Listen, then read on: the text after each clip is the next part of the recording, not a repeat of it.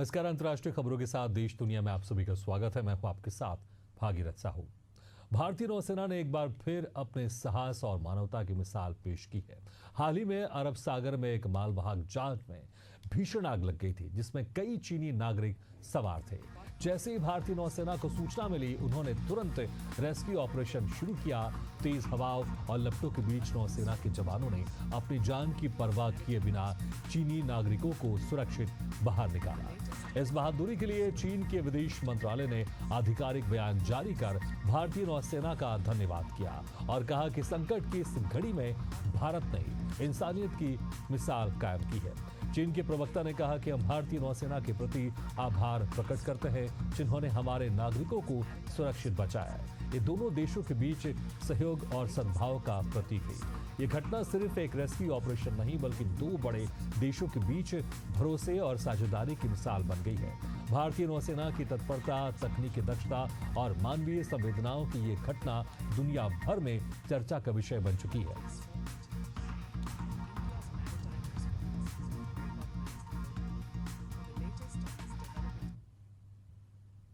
Israel और Iran के बीच तनाव एक बार फिर चरम पर पहुंच गया है। एक चौंकाने वाली घटना में इजराइल सेना ने ईरान के 4 प्रमुख एटमी ठिकानों को तबाह कर दिया है। रिपोर्ट के मुताबिक ठिकाने ईरान की परमाणु क्षमता का अहम हिस्सा थे। इसके अलावा 2 सैन्य अड्डों को भी पूरी तरह बर्बाद कर दिया गया है। इस हमले में ईरानी सेना के प्रमुख, स्पेशल फोर्स के चीफ और 2 वरिष्ठ परमाणु वैज्ञानिकों की भी मौत हो गई है। इजरायल ने यह कार्रवाई एक सुनियोजित ऑपरेशन के तहत की, जिसमें उसकी स्पेशल फोर्स और आधुनिक मिसाइल तकनीक का इस्तेमाल किया गया। हमले इतने तीव्र और सटीक थे कि ईरान की एयर डिफेंस सिस्टम भी प्रतिक्रिया नहीं दे पाई। इस हमले के बाद पूरे मध्य पूर्व में तनाव का माहौल है। ईरान ने इस हमले की निंदा करते हुए इसका बदला लेने की चेतावनी दी और इजराइल पर कई ड्रोन हमले किए, लेकिन इजराइल ने उन ड्रोन को हवा में ही मार गिराया। हालांकि कुछ मिसाइल जरूर इजराइल में गिरे, जिसके कारण वहां कुछ लोग घायल हो गए हैं। वहीं इजराइल ने अपने नागरिकों और सीमावर्ती इलाकों में अलर्ट जारी कर दिया है। विश्लेषकों का मानना है कि यह हमला भविष्य में एक बड़े युद्ध की भूमिका बन सकता है। यह हमला बताता है कि परमाणु हथियारों को लेकर चल रही दौड़ अब खतरनाक मोड़ ले चुकी है।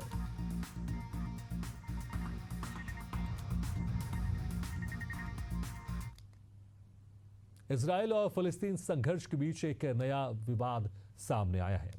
पर्यावरण कार्यकर्ता ग्रेटा थनबर्ग के समर्थन में गाजा के लिए रवाना हुए एक मानवीय जहाज इजरायली नौसेना ने जब्त कर लिया। इस जहाज में सवार कार्यकर्ताओं को हिरासत में लिया गया। इजरायली सेना ने इन कार्यकर्ता हमास के 7 अक्टूबर के हमले का वीडियो दिखाकर यह समझाने की कोशिश की कि इजराइल की सैन्य कार्रवाई क्यों जरूरी है। यह जहाज कथित रूप से गाजा के लोगों को चिकित्सा और खाद्य सहायता पहुंचाने के लिए निकला था, लेकिन इजराइल का कहना है कि यह सुरक्षा नियमों का उल्लंघन कर रहा था। ग्रेटा थनबर्ग पर्यावरण और मानवाधिकार की वैश्विक आवाज बन चुकी है, लेकिन इस मामले में उनका समर्थन अब विवादों में आ गया है। इजरायली अधिकारियों का दावा है कि हमास की बर्बरता को नजरअंदाज कर अंतर्राष्ट्रीय कार्यकर्ता एक तरफा नजरिया अपना रहे हैं। इस कार्रवाई को अंतर्राष्ट्रीय समुदाय में मिलीजुली प्रतिक्रिया मिली है। कुछ ने इसे जरूरत बताया है, जबकि कुछ ने इसे मानवाधिकारों का उल्लंघन कहा है। हालांकि ग्रेटा थनबर्ग को हिरासत में लेने के बाद वापस से उनके देश भेज दिया गया है।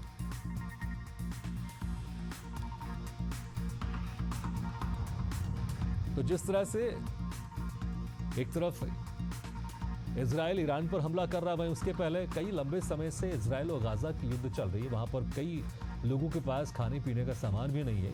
इससे ग्रेटा थनबर्ग एक जहाज के जरिए खाने पीने का सामान लेकर गई थी, लेकिन इजराइल ने उन्हें गिरफ्तार कर लिया।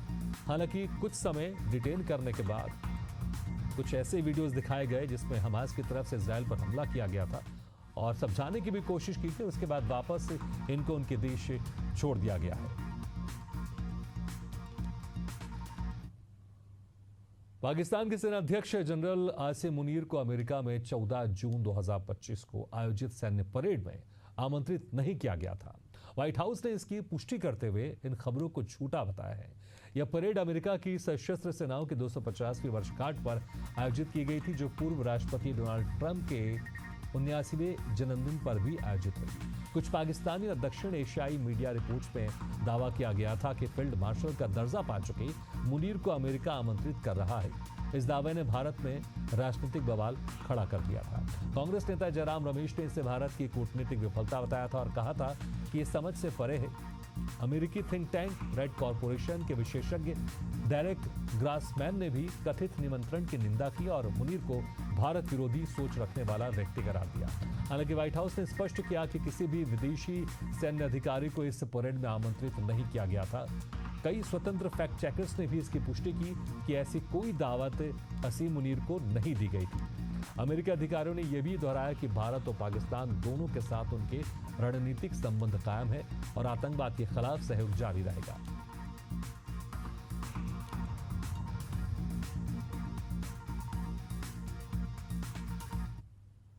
थाईलैंड के फुकेट से दिल्ली आ रहे एयर इंडिया के एक विमान में बम होने की सूचना से हड़कंप मच गया। इस सूचना के बाद विमान की इमरजेंसी लैंडिंग थाईलैंड में कराई गई।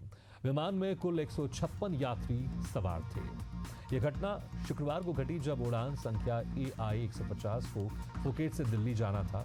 उड़ान भरने के कुछ समय बाद ही कंट्रोल रूम को बम की धमकी मिली। इसके बाद तत्काल विमान को थाईलैंड में सुरक्षित रूप से उतारने का फैसला किया गया। थाईलैंड के फुकेट हवाई अड्डे पर विमान की आपातकालीन लैंडिंग कराई गई और सुरक्षा एजेंसियों ने तत्काल जांच शुरू कर दी। सभी यात्रियों को सुरक्षित बाहर निकाला गया। एयरपोर्ट अधिकारियों और सुरक्षा एजेंसियों ने विमान की पूरी तरह से तलाशी, लेकिन बम जैसी कोई वस्तु नहीं मिली। माना जा रहा है कि ये एक फर्जी अलर्ट था, लेकिन सुरक्षा के मद्देनजर जांच पूरी होने तक विमान को जमीन पर ही रखा गया। एयर इंडिया और DGCA मामले की गंभीरता को देखते हुए जांच के आदेश दे दिए हैं। यात्रियों को वैकल्पिक उड़ानों से दिल्ली पहुंचाया गया था।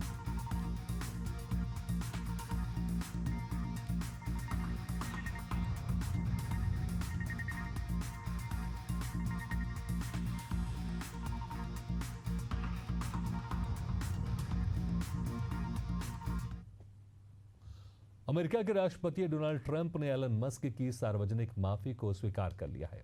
एलन मस्क ने कुछ समय पहले अपने पुराने बयानों पर खेद जताते हुए कहा था कि उन्हें पछतावा है।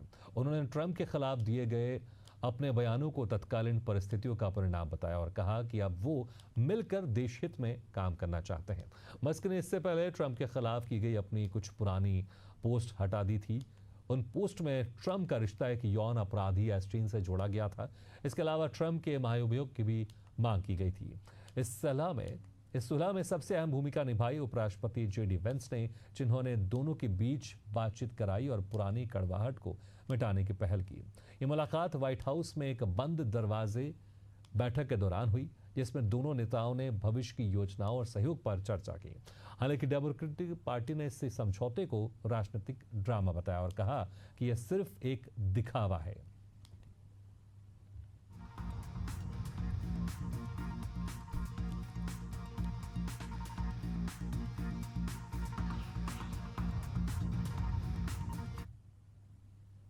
अमेरिका ने 12 देशों के नागरिकों की एंट्री पर बैन लगा दिया है।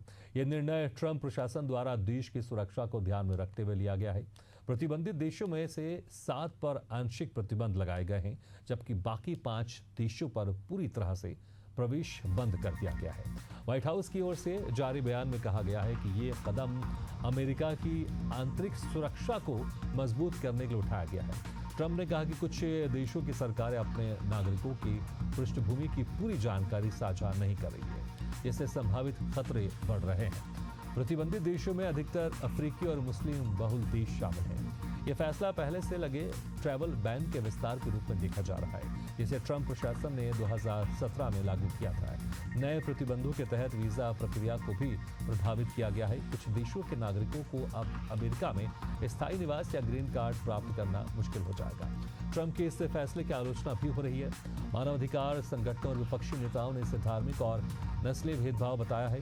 वहीं ट्रंप समर्थक इसे एक जरूरी और साहसी कदम मान रहे हैं। यह ट्रैवल बैन आने वाले दिनों में असर डाल सकता है, क्योंकि ये मुद्दा अब सार्वजनिक बहस का केंद्र बन गया है।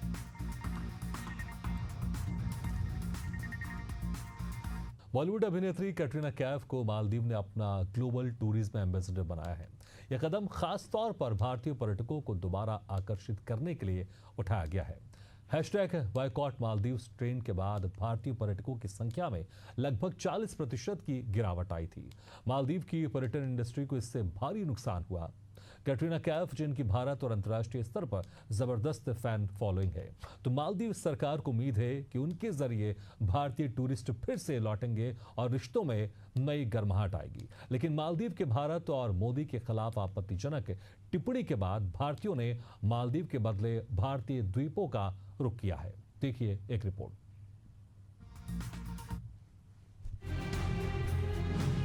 भारत और मोदी का अपमान मालदीव को पड़ा भारी। जनवरी 2024 में मालदीव के कुछ नेताओं और सोशल मीडिया इन्फ्लुएंसर द्वारा भारत और प्रधानमंत्री नरेंद्र मोदी के खिलाफ की गई आपत्तिजनक टिप्पणियों ने आग में घी डालने का काम किया। ट्वीट्स और वीडियोस में भारतीय टूरिस्ट को घमंडी बताया गया और देश के राष्ट्रीय प्रतीकों का अपमान किया गया। नतीजा ये हुआ कि लाखों भारतीयों ने मालदीव से नाता तोड़ लिया। हैशटैग बायकॉट मालदीव्स बना राष्ट्रीय आंदोलन। सोशल मीडिया पर हैशटैग बायकॉट मालदीव्स ट्रेंड इतना जोरदार था कि सिर्फ ट्विटर पर इस हैशटैग के तहत 20 लाख से अधिक ट्वीट्स किए गए थे। बॉलीवुड से लेकर आम लोगों तक सभी ने मालदीव के खिलाफ आवाज उठाई। ट्रैवल एजेंसियों ने भी मालदीव के पैकेज बंद कर दिए और भारतीयों ने विकल्प ढूंढना शुरू कर दिया। मालदीव के टूरिज्म में हुई 40% गिरावट। जनवरी में जहां 1 लाख से ज्यादा भारतीय मालदीव घूमने गए थे, मार्च तक ये संख्या 40% घट गई। होटलों में बुकिंग कैंसिल होने लगी, लेकिन बिजनेस पर असर पड़ा और मालदीव की टूरिज्म इंडस्ट्री, जो 70% विदेशी टूरिस्ट पर निर्भर करती है, गहरे संकट में आ गई। ये दिखाता है कि भारतीय टूरिस्ट मालदीव के लिए कितने महत्वपूर्ण थे। मालदीव के बदले लक्षद्वीप और अंडमान विकल्प। मालदीव के भारत के खिलाफ आपत्तिजनक टिप्पणी के बाद भारत में विरोध के बाद भारत सरकार ने तुरंत सक्रिय होकर लक्षद्वीप और अंडमान को प्रमोट करना शुरू कर दिया। नई उड़ानें, रिसोर्ट्स और इंफ्रास्ट्रक्चर प्रोजेक्ट्स शुरू कर दिए। नतीजा ये रहा कि लाखों भारतीय अब स्वदेशी द्वीपों की ओर आकर्षित हो रहे हैं। वहां न केवल सस्ती यात्रा है, बल्कि आत्मगौरव भी है।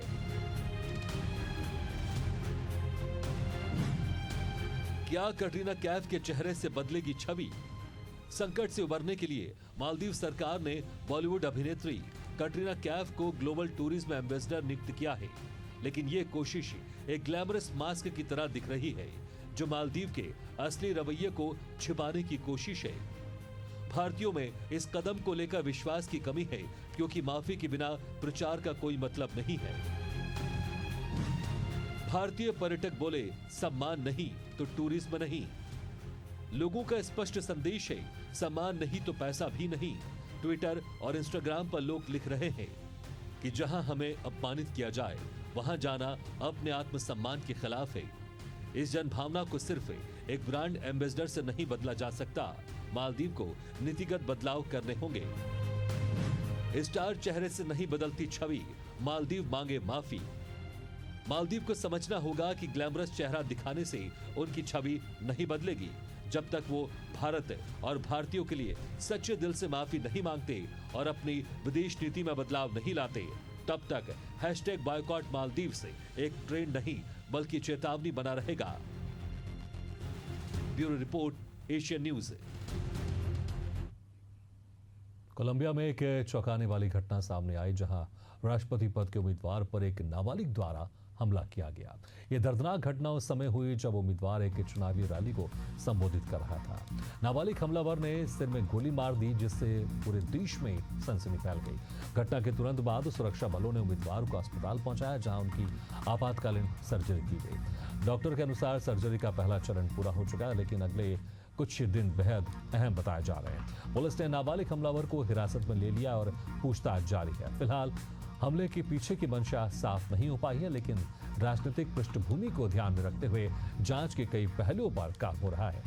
इस हमले से देश के राजनीतिक माहौल में गहरी चिंता फैल गई है। चुनावों से पहले ऐसा हमला लोकतंत्र पर सीधा हमला माना जा रहा है। राष्ट्रपति ने घटना की निंदा की है और निष्पक्ष जांच का भरोसा दिलाया है।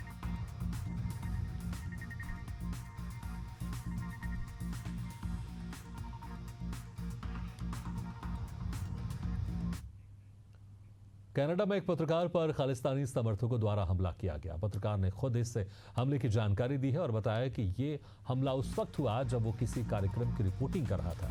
उन्होंने कहा कि कुछ लोगों ने पहले उनके धमकाया, फिर उनका फोन छीना और मारपीट शुरू कर दी। पत्रकार ने यह भी कहा कि हमले का वीडियो उनके पास मौजूद है। इस हमले को लेकर भारत में भी चिंता जाहिर की जा रही है, खासकर तब जब खालिस्तानी गतिविधियां कनाडा में बढ़ती जा रही हैं। पत्रकार ने कनाडा प्रशासन से सुरक्षा की मांग की है और दोषियों के खिलाफ सख्त कार्रवाई की अपील की है।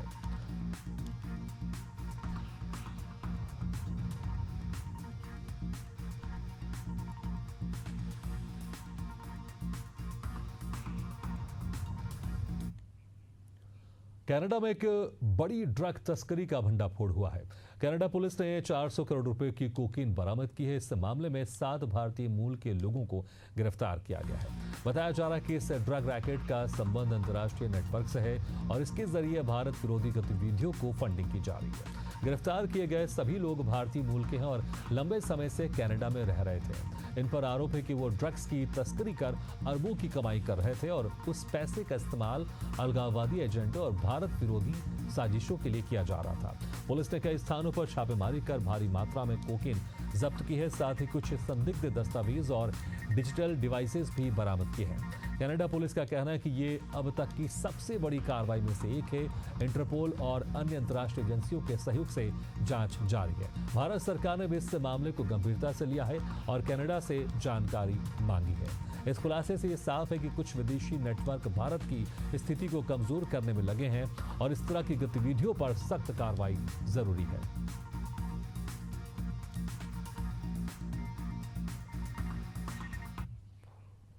बांग्लादेश में आगामी आम चुनाव अप्रैल 2026 के पहले पखवाड़े में कराए जाएंगे। इस बात की पुष्टि अंतरिम chief adviser professor Mohammad Yunus ने की। उन्होंने कहा कि चुनाव की प्रक्रिया पारदर्शी और निष्पक्ष होगी।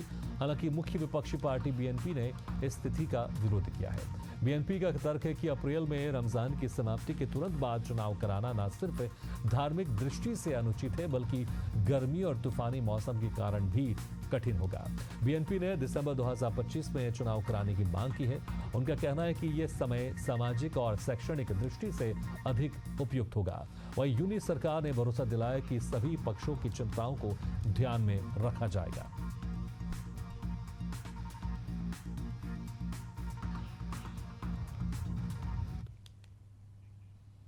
ईरानी सरकार ने सार्वजनिक स्थानों पर कुत्ते घुमाने के कानून का विस्तार करते हुए अब ये प्रतिबंध कम से कम 20-25 शहरों तक बढ़ा दिया है।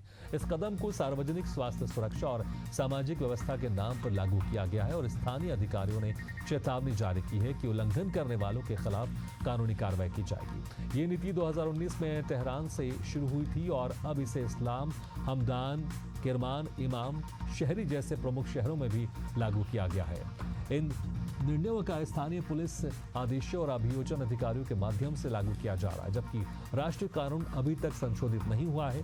ईरानी धार्मिक और सांस्कृतिक मान्यताओं में कुत्तों को अशुद्ध माना जाता है और कई धार्मिक पंडितों तथा अधिकारियों ने इन्हें पाश्चात्य संस्कृति का प्रतीक बताकर रोकने की कोशिश की है। हालांकि इस पर पशु प्रेमियों और गैर सरकारी समूहों ने कड़ी प्रतिक्रिया दी है।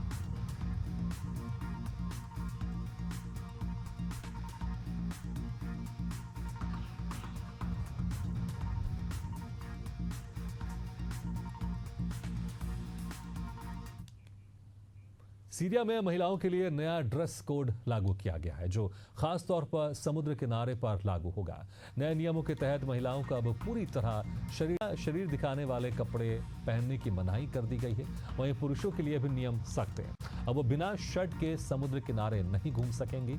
सीरिया सरकार का कहना है कि यह फैसला सार्वजनिक नैतिकता और सामाजिक मूल्यों की सुरक्षा के लिए लिया गया है।